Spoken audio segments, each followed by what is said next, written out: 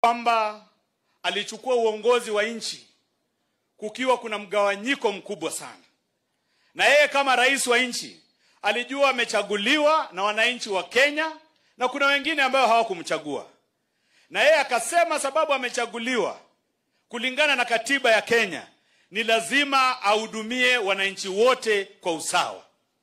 Kukatokea vigaragozi wengine wakasema hapana, usihudumie watu wote kwa usawa. Tengeneza ile kitu inaitwa shares. Kwamba wale walikupea kura mingi sasa hao ndio upeleke maendeleo huko.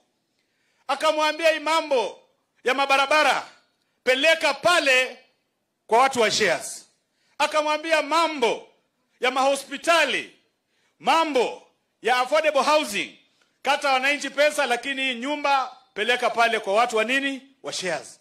Rais akamwambia hapana. Pia hao wengine wote wanalipa ushuru na wanahitaji maendeleo. Akakataa, akaleta msukosuko hadi ikabidi wananchi wa Kenya na wabunge wa Kenya wamwambie aende apumzike.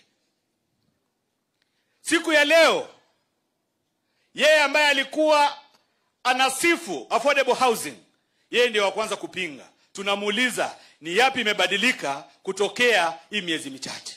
Ulikuwa unatuambia affordable housing ni mzuri, sasa imekuwa ni mbaya. Ulikuwa unatuambia SHA ni mzuri, sasa sababu ulitimuliwa ukitaka shares, sasa imekuwa nini? Ni mbaya. Sisi tunamwambia shindwe.